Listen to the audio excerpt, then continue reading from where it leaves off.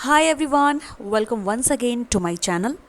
आज का video problem solving video है। जी हाँ, इसमें हम पढ़ने वाले हैं finite and non finite verb, all confusions solved in one video. जी हाँ, आज के सिंगल वीडियो में फाइनाइट वर्ब और नॉन फाइनाइट वर्ब से रिलेटेड जितनी भी कन्फ्यूजन्स हैं, मैं उन सभी कन्फ्यूजन्स को रिमूव करने की कोशिश करूँगी। ठीक है, चलिए बढ़ते हैं स्लाइड में आगे की तरफ।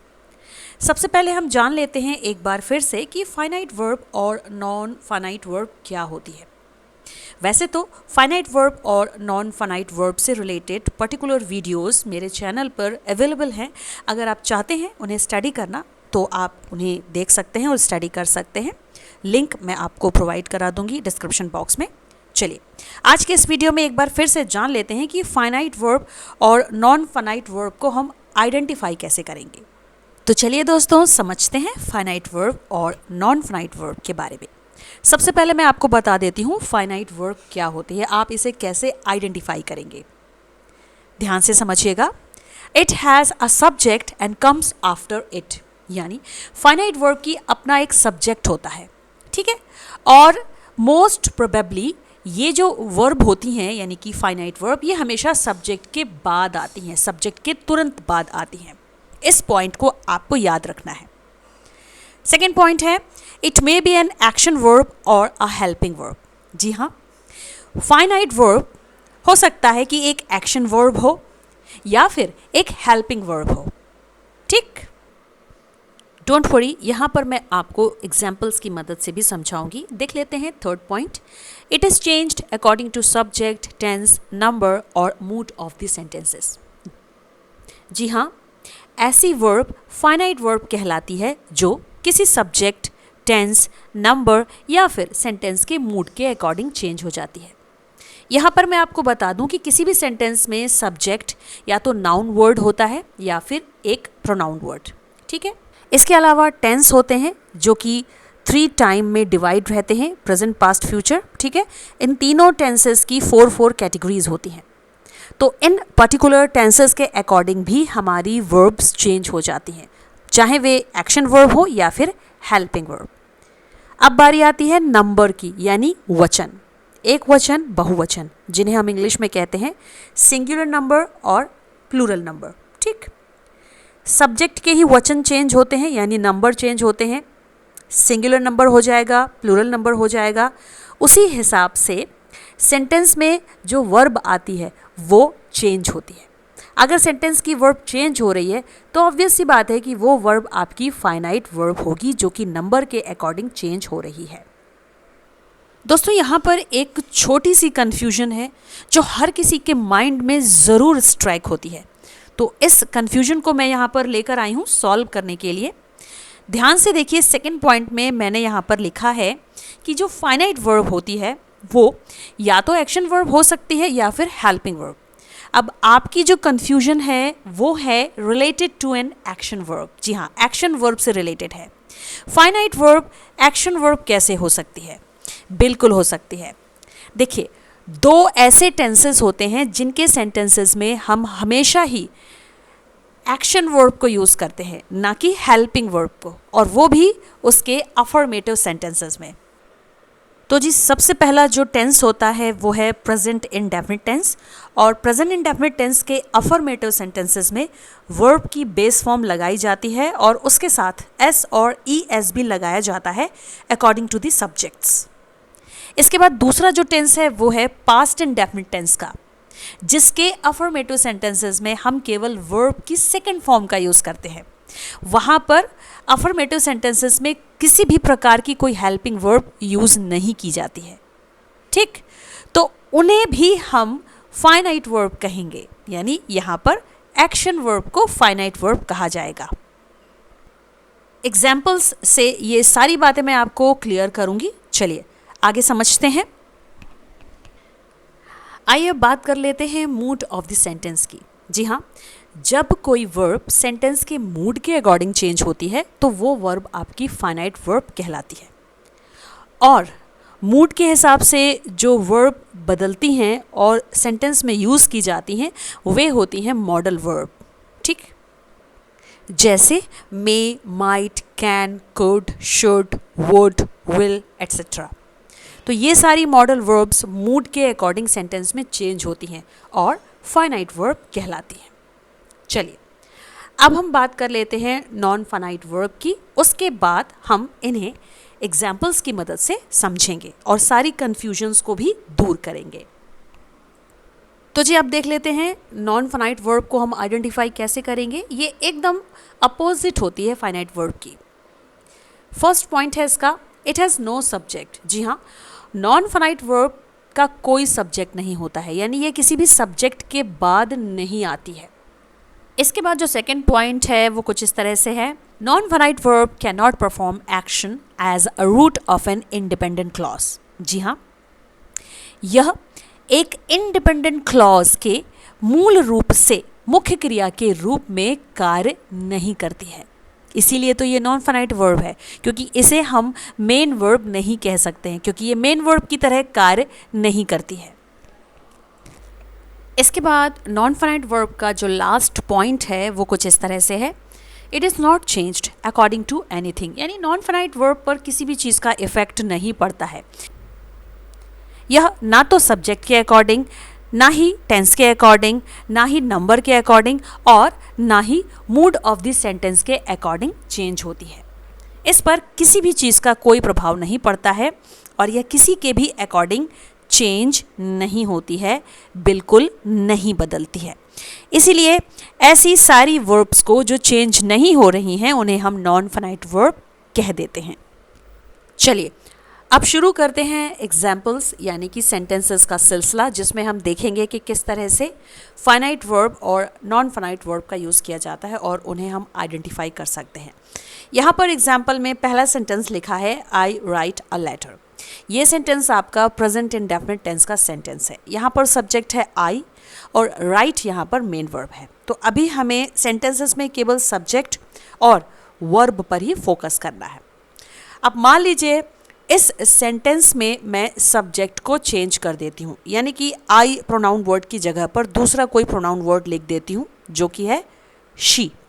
अब देखिएगा आप किस तरह से इसमें चेंजेस होंगे, यानी कि सेंटेंसेस में वर्ब में चेंजेस होंगे। अब यहाँ पर हमने सब्जेक्ट को आई से कर दिया है शी। ठीक, हमने पढ़ा था कि सब्जेक्ट के चेंज होने पर जो वर्ब चेंज हो जाती है वो फाइनाइट वर्ब कहलाती है। तो जी यहाँ पर हम सेंटेंस को सेम रखेंगे, सेंटेंस का अर्थ बराबर है, एक जैसा ही है। आई राइट अ लेटर, मैं पत्र लिखता हूँ, शी राइट्स अ लेटर, वह पत्र लिखती है। ठीक, अब यहाँ पर हुआ क्या, यहाँ पर वर्ब चेंज हो गई। जैसे ही हमने सब्जेक्ट आई को शी में चेंज किया, वैसे ही यहाँ पर सेंटेंस की जो वर्ब है टेंस के अकॉर्डिंग, यानी प्रेजेंट इंडेफिनिट टेंस के अकॉर्डिंग वर्ब की बेस फॉर्म वो यहाँ पर थोड़ी सी चेंज हो गई है, यानी उसके आगे हमने लगा दिया है एस। पहले वर्ब थी राइट जो कि आई के साथ आ रही थी, अब है राइट्स, यानी सब्जेक्ट के चेंज होने पर यहाँ पर हमने वर्ब का स्वरूप चेंज कर दिया है और राइट के आगे लगा दिया है एस। और इस तरह से इस सेंटेंस में जो राइट्स लिखा हुआ है रेड कलर में, यह एक फाइनाइट वर्ब है। ऊपर के सेंटेंस में भी राइट एक फाइनाइट वर्ब है। तो जी यहाँ तक आप समझ गए होंगे कि जब किसी सेंटेंस में कोई सब्जेक्ट बदलता है तो उस सब्जेक्ट के अकॉर्डिंग, यानी कि कोई भी नाउन या प्रोनाउन वर्ड अगर बदल रहा है तो उसके अकॉर्डिंग वर्ब बदल रही है, मेन वर्ब बदल रही है, जो कि एज अ हेल्पिंग वर्ब आई हुई है, तो वह वर्ब आपकी फाइनाइट वर्ब कहलाएगी, जैसा कि अभी आपने पर्टिकुलर सेंटेंस में देखा, शी राइट्स अ लेटर। ऐसा क्यों हुआ? Because in this sentence verb is changing according to subject, क्योंकि इस सेंटेंस में जो वर्ब है राइट वह सब्जेक्ट आई के बदलने पर, जो कि सेकेंड सेंटेंस में है शी, बदलने पर बदल रही है। तो ऐसी सभी वर्ब को हम फाइनाइट वर्ब कहेंगे जो सब्जेक्ट के बदलने से बदल जाती हैं। आइए अब देख लेते हैं एक और सेंटेंस। सेंटेंस को ध्यान से देखिए। सेंटेंस है ही रोट अ लेटर, उसने पत्र लिखा। दोस्तों यहाँ पर टेंस चेंज हो चुका है। इस सेंटेंस का टेंस है पास्ट इंडेफिनिट टेंस, जो कि ऊपर वाले सेंटेंसेस के टेंसेस से अलग है। यहाँ पर हम पास्ट की बात कर रहे हैं, इसीलिए यहाँ पर वर्ब की सेकेंड फॉर्म लगाई गई है जो कि है रोट। और इसे भी हम यहाँ पर एक फाइनाइट वर्ब कहेंगे. But why? Because in this sentence here verb is changing according to the tense. जी हाँ, यहाँ पर इस सेंटेंस में जो verb चेंज हुई है, जो एक्शन वर्ब चेंज हुई है, जिसे हम यहाँ पर as a helping verb use कर रहे हैं पास्ट इंडेफिनिट टेंस की वर्ब के रूप में, यह चेंज हुई किस बात के लिए? जी हाँ, यह चेंज हुई टेंस के अकॉर्डिंग. और ऐसा मैं इसलिए कह रही हूँ क्योंकि आपको सेंटेंसेस में ये भी देखना होता है कि वह सेंटेंस, वह पर्टिकुलर सेंटेंस किस टेंस का है, क्योंकि जब टेंस बदलता है तब भी आपकी वर्ब में चेंज आता है, फिर चाहे वो एक्शन वर्ब हो या हेल्पिंग वर्ब. अब यहाँ पर जो मैंने आपको स्टार्टिंग में बात बताई थी कि जो फाइनाइट वर्ब होती हैं वो एक्शन वर्ब भी हो सकती हैं और हेल्पिंग वर्ब भी हो सकती हैं. एक्शन वर्ब तब ही होती हैं जब सेंटेंसेस केवल दो टेंसेस से रिलेट करते हैं. पहला प्रेजेंट इंडेफिनिट टेंस, जिसमें वर्ब की बेस फॉर्म लगाई जाती है एस और ई एस के साथ. एस और ई एस कब लगाया जाता है? जब सब्जेक्ट चेंज होते हैं, यानी सब्जेक्ट के अकॉर्डिंग. ठीक. और दूसरा जो टेंस है वो है पास्ट इंडेफिनिट टेंस, जिसमें एज अ हेल्पिंग वर्ब हम केवल वर्ब की सेकेंड फॉर्म का यूज़ करते हैं. और ये दोनों ही बातें मैं आपको बता रही हूँ, ये केवल अफर्मेटिव सेंटेंसेस में अप्लाई होती हैं. यानी अफर्मेटिव सेंटेंसेस में केवल मेन वर्ब ही लगा दी जाती हैं एज अ हेल्पिंग वर्ब. जब नेगेटिव सेंटेंसेस की बारी आती है या फिर इंटेरोगेटिव सेंटेंसेस की बारी आती है तो वहाँ पर हेल्पिंग वर्ब चेंज हो जाती है, यानी वहाँ पर हेल्पिंग वर्ब अप्लाई हो जाती है. ठीक है, इतना समझ में आ गया? चलिए अब कुछ और सेंटेंसेस देखते हैं ताकि मैं आपको ये बता सकूं कि किस तरह से टेंसेस के चेंज होने पर वर्ब चेंज होती है और वहाँ पर हम कैसे फाइनाइट वर्ब के साथ साथ नॉन फाइनाइट वर्ब को आइडेंटिफाई करेंगे. तो चलिए देख लेते हैं नेक्स्ट सेंटेंस. तो जी सेंटेंस कुछ इस तरह से है, he is writing a letter, वह पत्र लिख रहा है. ठीक, ये जो सेंटेंस है ये प्रेजेंट कॉन्टिन्यूस टेंस का सेंटेंस है, जिसकी वजह से यहाँ पर बहुत सारे चेंजेस आए हैं. जी हाँ, in this sentence verb is changing according to tense. यहाँ पर इस पर्टिकुलर सेंटेंस में टेंस के अकॉर्डिंग ही चेंजेस हुए हैं.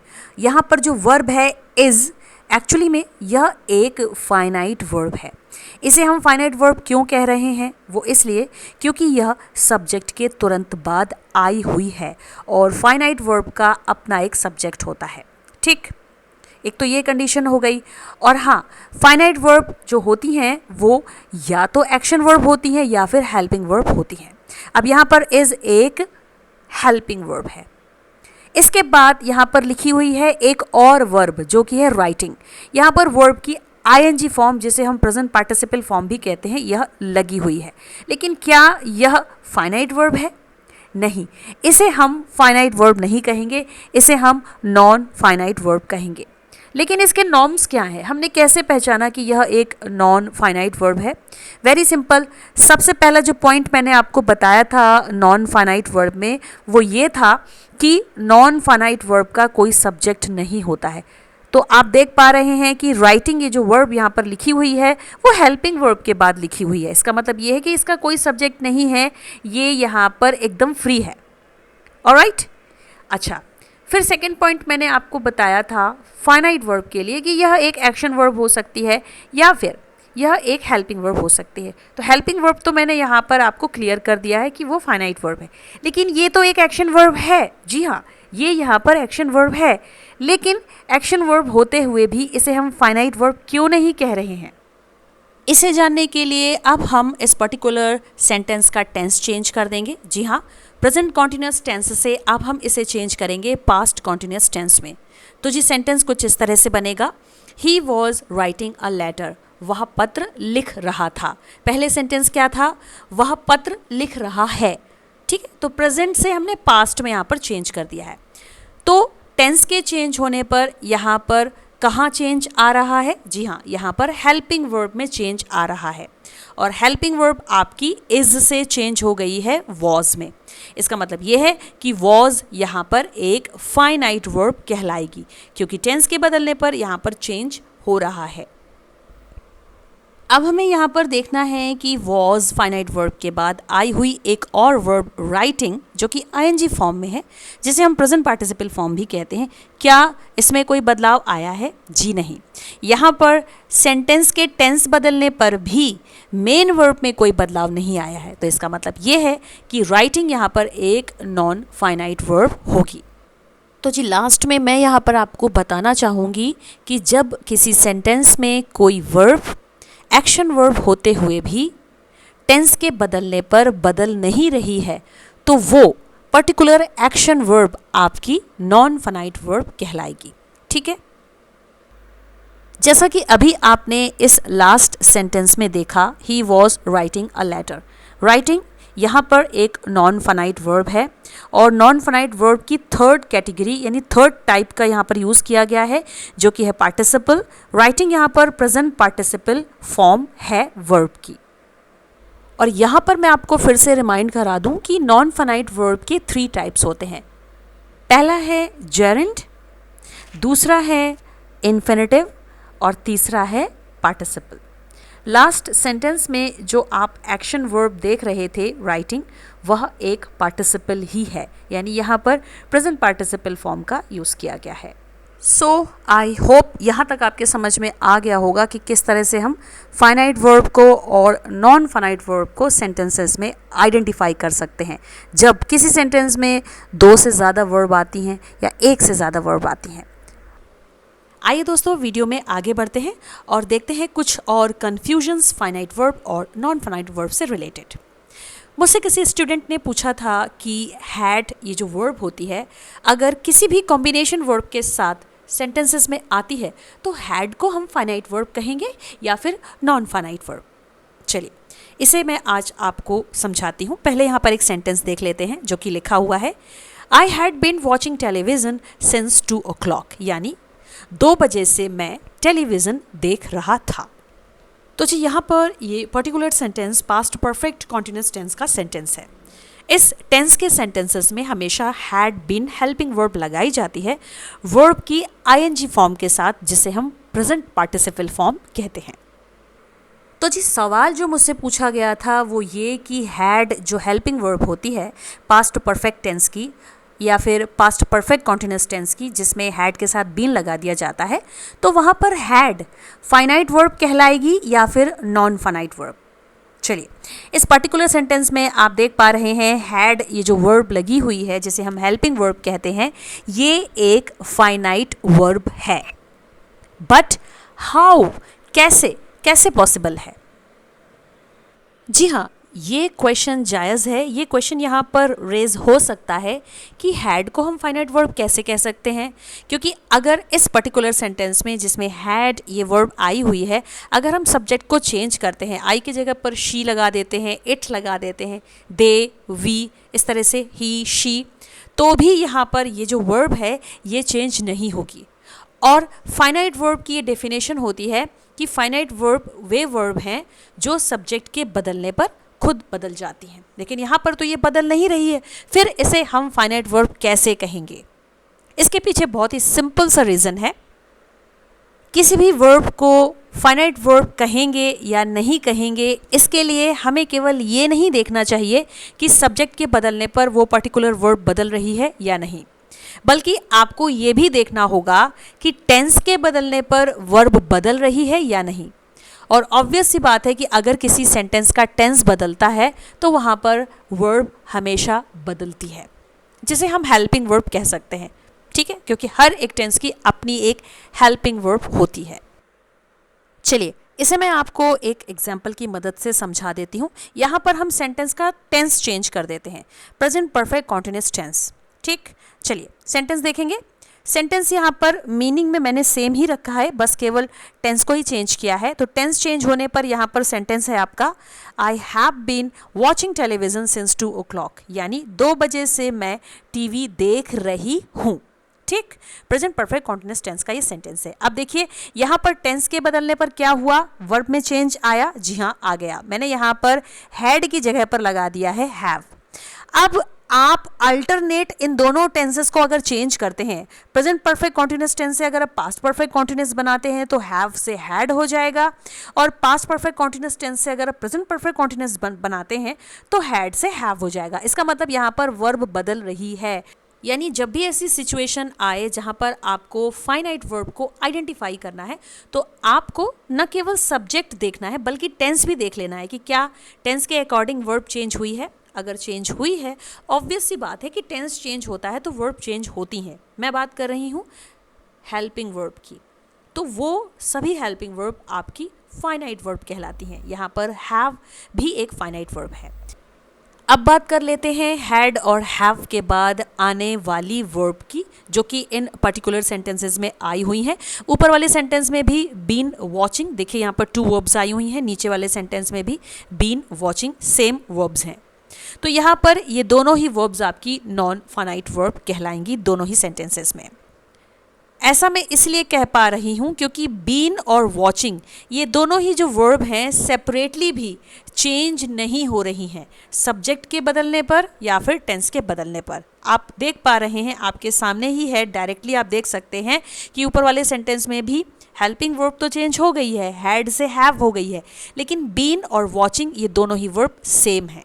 इसका मतलब ये है कि ऐसी वर्ब्स जो सब्जेक्ट के अकॉर्डिंग या फिर टेंस के अकॉर्डिंग या फिर जो दूसरे नॉर्म्स हैं जैसे कि मूड ऑफ द सेंटेंस है, नंबर है, इनके अकॉर्डिंग कोई वर्ब अगर चेंज नहीं हो रही है तो वो आपकी नॉन फाइनाइट वर्ब कहलाती है। आई होप आप सभी को समझ में आ गया होगा फाइनाइट वर्ब क्या होती है और नॉन फाइनाइट वर्ब क्या होती है और इसे आइडेंटिफाई कैसे करते हैं। माय डियर दोस्तों, अब बारी है सेल्फ टेस्टिंग की। अभी तक हमने इस वीडियो से क्या सीखा, आइए देख लेते हैं, खुद को चेक कर लेते हैं। मैं यहाँ पर आपको बताने वाली हूँ फ्यूचर परफेक्ट कॉन्टिन्यूस टेंस का एक सेंटेंस कुछ इस तरह से है, ध्यान से पढ़ना है आपको। I shall have been watching television since 2 o'clock। मैं 2 बजे से टेलीविज़न देख रही होंगी। ठीक है, फ्यूचर परफेक्ट कॉन्टिन्यूस टेंस का ये सेंटेंस है जो कि चेंज हुआ है। आपको बताना है व्हाट इज फाइनाइट और non finite verb in this sentence. ठीक, अब यहाँ पर हम सब्जेक्ट को चेंज कर देते हैं। सब्जेक्ट है ही, चेंज हो गया। He will have been watching television since 2 o'clock। वह 2 बजे से टेलीविजन देख रहा होगा। इस सेंटेंस में भी आपको बताना है व्हाट इज फाइनाइट और नॉन फाइनाइट वर्ब। ध्यान से स्टडी कीजिएगा और इसका आंसर ज़रूर दीजिएगा कमेंट बॉक्स में। यहीं पर वीडियो को वाइंड अप करती हूँ।